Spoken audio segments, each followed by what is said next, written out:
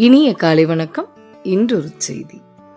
வாழ்க்கை என்பது நமக்கு எது வேண்டும் வேண்டாம் என்பது காலம்தான் முடிவு செய்கிறது. மனம் நினைப்பது அனைத்தும் நடந்துவிட்டால் வாழ்க்கையில் என்ன சுவாரஸ்யம் இருக்கப் போகிறது? பல நேரம் நாம் கனமழைக்கு அஞ்சுகிறோம், சில நேரம் மிதமழைக்கே ஏங்குகிறோம். இதுதான் வாழ்க்கை. வெள்ளம் வரும்போது மீன்கள் எறும்புகளை உட்கொள்ளும். வெள்ளம் வடிந்த பிறகு எறும்புகள் மீன்களை தின்னும். கால நேரம்தான் அனைத்திற்கும் காரணம். கடவுள் எல்லோருக்கும் எல்லாவற்றிற்கும் ஒரு வாய்ப்பு கொடுப்பார். நாடகங்களுக்கு செல்லும் போது முன்வரிசையில் இருக்க வேண்டும் என்று எண்ணுகிறோம். திரைப்படங்களுக்கு செல்லும் போது கடைசி வரியில் நமக்கு இடம் கிடைக்க வேண்டும் என்று எண்ணுகிறோம். இதுதான் வாழ்க்கையின் நிலைப்பாடு. ஒவ்வொன்றும் தொடர்புடையது, ஆனால் நிலையானது அல்ல. சோப்பு உற்பத்திக்கு எண்ணெய் தேவை, எண்ணெயை போக்குவதற்கு சோப்பு தேவை. வாழ்க்கையின் இரட்டை நிலைப்பாடு இதுதான். சரியான மனிதனை தேர்ந்தெடுப்பது முக்கியமல்ல, கிடைத்த மனிதனை சரியாக கையாள்வதுதான் இங்கு முக்கியம். ஆரம்பத்தில் எத்தனை கவனமாக இருக்கிறோம் என்பதை விட கடைசி வரை தொடர்ந்து எத்தனை கவனமாக இருக்கிறோம் என்பதுதான் முக்கியம். ஒவ்வொரு பிரச்சனைக்கும் தீர்வு N+1 என்பதுதான்.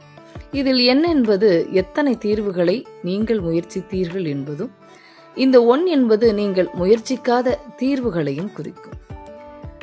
அதாவது தீர்வை எட்டும் வரை நீங்கள் முயற்சித்துக் கொண்டே இருக்க வேண்டும் என்பதுதான் இதன் பொருள். நீங்கள் பிரச்சனையில் இருக்கும்போது அதுதான் முடிவாக இருக்குமோ என்று எண்ணாதீர்கள். அது வாழ்க்கையின் ஒரு வளைவான இடம், அவ்வளவுதான். மனிதனுக்கும் கடவுளுக்கும் உள்ள வேறுபாடு: கடவுள் கொடுக்கிறார், விட்டு கொடுக்கிறார், மன்னித்து விடுகிறார். ஆனால் மனிதன் பொறுக்கிறான், காரியம் முடிந்தவுடன் கடைசியில் கடவுளையே மறந்து விடுகிறான். இவ்விரண்டு விதமான மக்கள்தான் எப்போதும் மகிழ்ச்சியோடு இருப்பார்கள். அவர்கள் மனநிலை பாதிக்கப்பட்டவர்களாகவும் குழந்தைகளாகவும் தான் இருப்பார்கள். உங்கள் லட்சியங்களை அடைய பைத்தியக்காரனை போல் இருங்கள், அடைந்த பின் குழந்தையை போல மகிழ்ச்சியோடு இருங்கள். இவ்வளவுதான் வாழ்க்கை. மற்றவர்களுடைய உணர்வுகளோடு விளையாடாதீர்கள். நீங்கள் வெற்றியடையலாம், ஆனால் அந்த நல்ல மனிதரை நீங்கள் இழக்க நேரிடும். வெற்றிக்கு எக்ஸலேட்டரோ லிப்டோ கிடையாது, படிக்கட்டுகள் தான். நிதானமாக முயற்சித்து முன்னேறுங்கள். அது நிலையானதாக இருக்கும், நிம்மதி தரக்கூடியதாக இருக்கும். நாம் உயரும்போது நம்மால் முடிந்தவரை மற்றவரையும் அழைத்து செல்ல வேண்டும்.